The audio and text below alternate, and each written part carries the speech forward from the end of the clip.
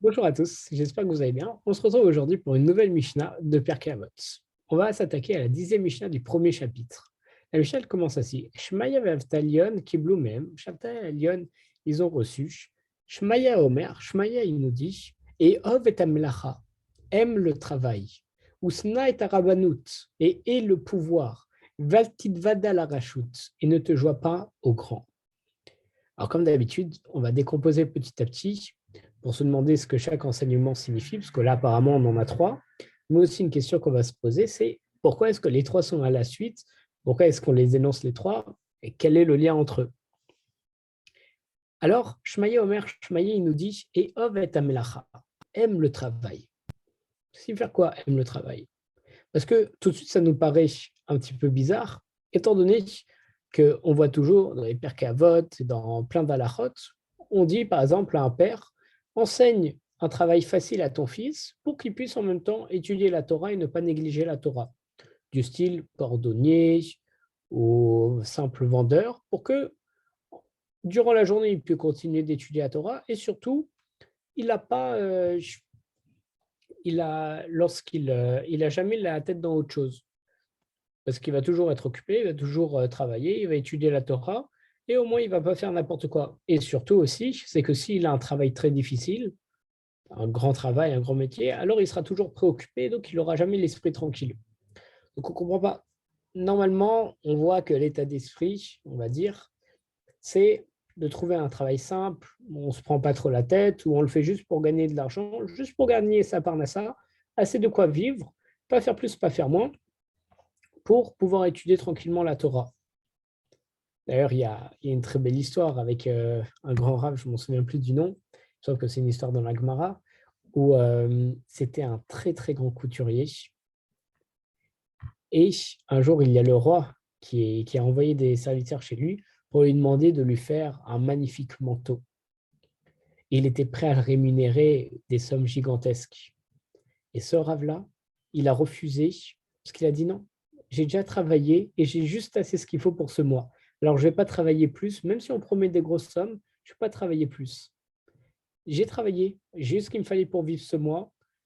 Je m'occuperai le mois prochain. Maintenant, j'étudie la Torah et je prends pas le plus de temps sur ça pour gagner plus d'argent. Bon, après, il y a toute l'histoire où le roi a été extrêmement vexé, etc. Mais c'est là où on voit la beauté. Normalement, moi, le premier, si je travaille. Si j'ai une grosse affaire où je peux gagner encore plus d'argent, j'y vais, je fais, je peux économiser, je peux mettre de côté, etc. Là, non. Et la force de ce rêve, c'est de dire non, j'ai juste assez ce qu'il me faut pour pouvoir vivre, je ne vais pas chercher plus. Donc, on voit que normalement, le travail, on doit, entre guillemets, le faire parce qu'on doit le faire, parce qu'Akadosh Baruch Hu, il nous demande l'effort pour pouvoir recevoir la parnassa, parce qu'il ne va pas nous l'envoyer comme ça, et c'est tout. Et là, Shmaya Omer, Shmaya, il nous dit, et Ov et Amelacha, aime le travail. Pourquoi est-ce qu'on doit aimer le travail? Alors, quelque chose de formidable derrière, c'est que d'abord, on sait, ça d'un point de vue général, et comme on le dit toujours, on entend souvent les parents, par exemple, dire ça à leurs enfants. Les enfants disent, papa, maman, c'est quoi le meilleur métier? Comment est-ce qu'on gagne le plus d'argent, etc. Et les parents, ils répondent cette phrase très juste qui dit, le meilleur métier, c'est médecine. Non, je rigole. Ce que les parents répondent, c'est peu importe du moment que tu aimes ce que tu fais. Parce que lorsqu'on aime ce qu'on fait, alors on se dévoue à ce qu'on fait, on se déploie, on a donc du bonheur à le faire. Et on sait que lorsqu'on a du bonheur, on sécrète diverses substances comme de la sopamine, de la dopamine, qui sont des neurotransmetteurs et qui permettent de booster, entre guillemets, le corps. C'est de la même famille que l'adrénaline. Et donc, lorsqu'on est heureux, on a la dopamine, la sopamine, et donc on est productif parce qu'on aime ce qu'on fait. Et c'est pour ça que les parents ils disent toujours aime ton métier, parce qu'on peut faire les métiers qui sont censés gagner le plus d'argent, si on n'aime pas ce qu'on fait, on ne va pas être productif, on ne va pas être content de se lever chaque matin, et dans ce cas-là, on ne sera jamais bien, on ne sera pas heureux dans notre vie, et on ne gagnera pas forcément beaucoup d'argent, on n'augmentera pas dans notre poste, étant donné qu'on n'aime pas ce qu'on fait. Là, on nous dit aime ton travail, parce que aimer son travail, c'est à la fois, on sait, comme on vient de le dire, on doit faire son travail pour pouvoir avoir assez d'argent pour vivre, mais surtout, aime ton travail Comme ça, tu vas être heureux de te réveiller le matin. Et pas tous les matins, tu vas aller à un travail que tu n'aimes pas, et donc tu es malheureux, tu n'as pas envie de te réveiller. Parce que la première chose qu'on fait le matin, c'est quoi? C'est la tefila normalement. Donc si déjà je me réveille le matin et que je ne suis pas heureux à cause de ma journée de travail, alors je risque de faire une petite tefila, pas très belle. Si je vais être au travail, je vais être de mauvaise humeur. Je vais rentrer à la maison, je vais être de mauvaise humeur, devant ma femme, devant mes enfants. Pareil pour les autres prières, pareil pour faire Torah ou mitzvot. Quand je vais recevoir mon salaire, je ne vais même pas être content, parce qu'en réalité, je n'ai pas aimé, du coup, je me suis forcé à le faire.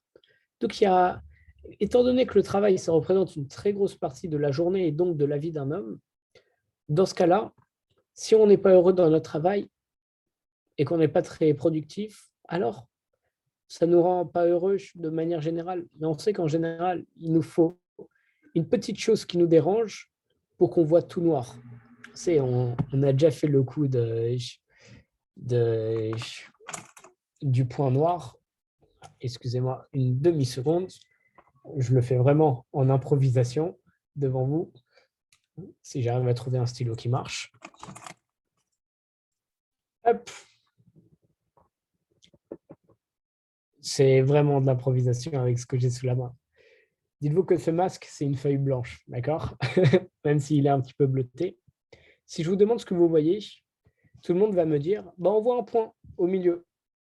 C'était une feuille blanche avec un point noir, on voit un point noir. Sauf que vous voyez le point, mais vous ne remarquez pas que 99% de ce que je vous montre, c'est un masque blanc. Pareil, si c'était une feuille, tout le monde va voir le petit point, mais en réalité, ce qu'on montre, c'est une feuille. 99% de ce qu'on montre, c'est du blanc, mais tout le monde ne voit que le point noir. C'est ça qui est extraordinaire. Et ce qui est malheureux dans le cerveau de l'homme, c'est que l'homme se focalise sur les choses qui ne vont pas. Et il crée tout un monde autour de ça, et il change toute leur humeur en fonction de ça, et tout gravite autour de ce qui ne va pas. Mais rends-toi compte, c'est extraordinaire. Tu es là, tu te lèves, tu es en bonne santé, productif, tu as une femme, tu as des enfants, tu as un foyer, tu as une maison, un toit sous la tête, tu as de quoi manger. Et toi, tu te focalises sur le fait qu'un jour, que la dernière fois, il y a ton ami qui s'est énervé un petit peu contre toi. Non, rends-toi compte des bonnes choses que tu as. Et là, pareil, si déjà, Calvachomer, si déjà sur un petit point, on s'énerve, alors imaginez sur le travail qu'on n'aime pas et qu'on est obligé de subir durant la plus grande partie de notre vie, la plus grande partie de nos journées, alors Calvachomer, on sera jamais heureux, Chazé Shalom. C'est pour ça que Shmaya, il nous dit, il faut aimer son travail. Parce que lorsque tu vas aimer ton travail, tu vas être content de te lever tous les matins. Et en étant content de te lever le matin, tu vas faire une belle tefila. Comme tu vas être content de ta belle tefila, alors tu vas passer une bonne journée. En passant une bonne journée, tu vas être heureux quand tu vas rentrer le soir. Tu vas faire plaisir à ta femme, tu vas faire plaisir à tes enfants. Et comme tu vas aimer ton travail, tu vas peut-être gagner encore plus d'argent. Et avec cet argent supplémentaire, tu vas pouvoir faire des maasim tovim, faire des bonnes choses. Et justement, c'est pour ça qu'il nous dit aime ton travail, parce que on repart sur un principe qu'on énonce dans quasiment tous les cours. C'est un principe de Pirkei Avot, 5e chapitre, première Mishnah, si je ne m'abuse. C'est mitzvah goret mitzvah. Une bonne action en engendre une autre, et avera goret avera. Une mauvaise action en engendre aussi une autre. Ce qui fait que le matin, si je me réveille et je ne suis pas content à cause de mon travail, je suis de mauvaise humeur, alors je vais faire une mauvaise tefila, je vais passer une mauvaise journée, je vais être une neuf, comme on dit en yiddish, quand je rentre le soir. Et ça va être à répétition. Mais si je suis content de mon travail, j'aime ce que je fais, je me réveille le matin, je suis joyeux de retourner au travail. Et là, donc, je vais faire une belle tefila, je vais faire Torah ou mitzvot, mitzvah goret, mitzvah. Et là, c'est comme ça qu'on passe des journées Bezrat Hashem exceptionnelles. Deuxième chose qu'il nous dit, Usna et Arabanut. Il faut haïr le pouvoir. Pourquoi haïr le pouvoir? Et en quoi c'est en lien avec ce qu'on a dit juste avant? Parce que, d'ailleurs, haïr le pouvoir, excusez-moi, c'est aussi en lien avec ce qui est juste après, Vel Titvada la rachut, ne te joins pas aux grands, les grands, sous-entendu les grands cadres, les grands pouvoirs, etc. Et même les grands, comme les grandes responsabilités, les grandes obligations qui t'amènent plus dans le monde matériel et donc qui te détachent du monde spirituel. Parce que, encore une fois, si j'ai de très grands postes de très grandes responsabilités. Alors toute la journée, je vais penser qu'à ça. Je vais pas réussir à me concentrer lorsque je fais la prière, Chas Shalom. Je vais toujours être consterné. Je vais penser, il y a toujours des choses qui ne vont pas, etc. Donc c'est pour ça qu'il ne faut pas se joindre au grand. Mais et le pouvoir, haïr le pouvoir, parce que le pouvoir, ça fait très rapidement tourner la tête, entre guillemets. D'abord, plus on a de pouvoir, plus on a de possibilités de faire de choses, mais plus ça amène à de la responsabilité aussi. On a dit dans l'introduction que il faut essayer d'avoir un petit travail avec pas beaucoup de responsabilités pour pas que ça nous tourne la tête, pour pas qu'on se prenne la tête absolument toute la journée par rapport à tout ça.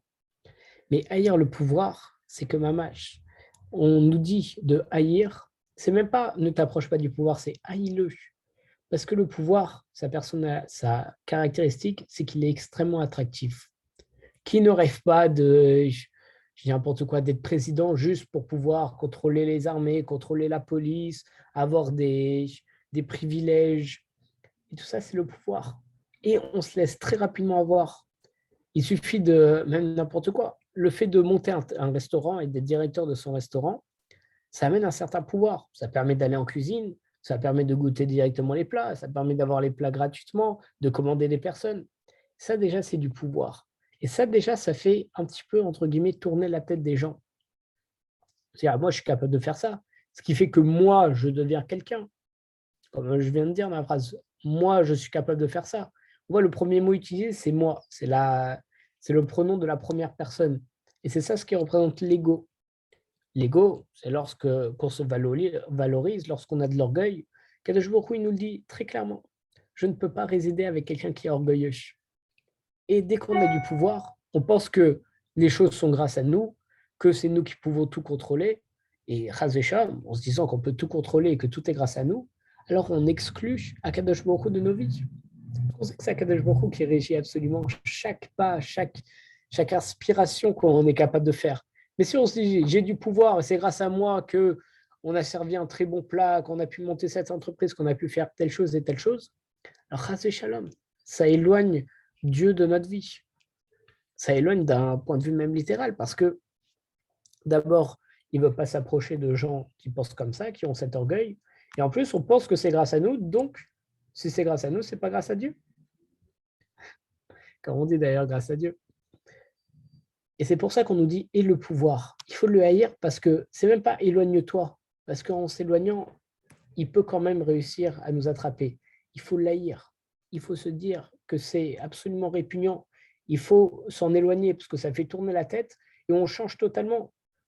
On voit la plupart des personnes qui ont le pouvoir, ils commencent à être un petit peu détourner les choses, à être un petit peu mauvais, chas shalom, à avoir leur tête tournée.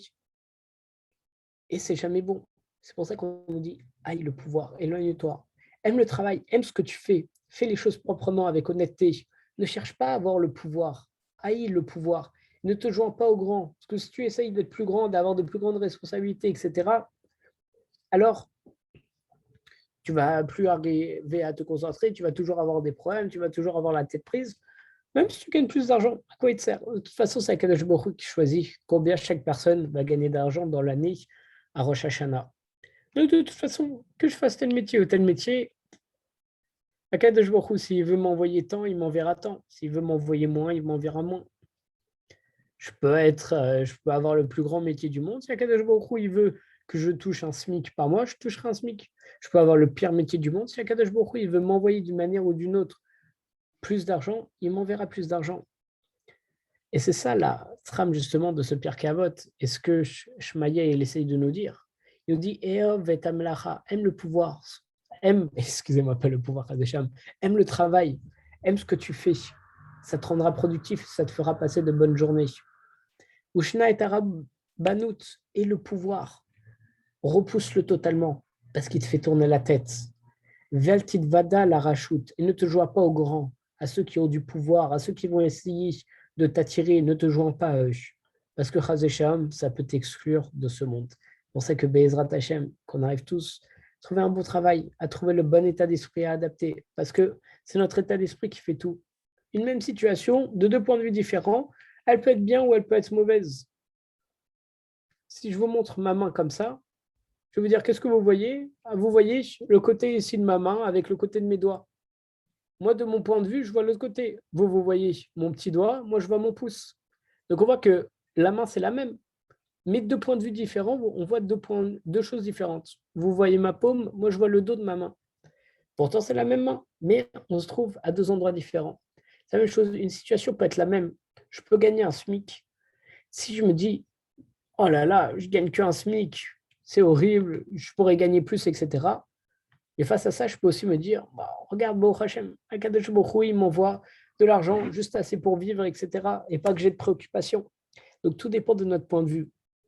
C'est pour ça que peu importe même le travail qu'on fait, il faut trouver un travail qui nous plaît. Mais en réalité, chaque travail peut nous plaire. Parce que lorsqu'on se rend compte qu'on est utile à la société, qu'on fait quelque chose juste pour gagner assez pour vivre, etc., alors on ne peut que être heureux. Mais attendez, il y a des choses qui nous correspondent plus que d'autres. Il faut trouver le bon travail. Mais que Yeratson, chacun arrive à trouver le bon travail, ce qui lui correspond. Là, le bon vecteur pour que Kadosh Baruch Hu lui envoie Bezrat Hashem une bonne parnassa, qu'on arrive toujours à à haïr le pouvoir, à s'éloigner du pouvoir. Amen. Et ne jamais se joindre aux grands, alors que ça peut être très tentant, que ça peut aussi avoir Hazesham une grande influence sur nous, négative de façon générale, en espérant Yeratson qu'on arrive à éviter ça et que Kadosh Baruch Hu nous envoie beaucoup de bracha. Chazak Ober tout le monde.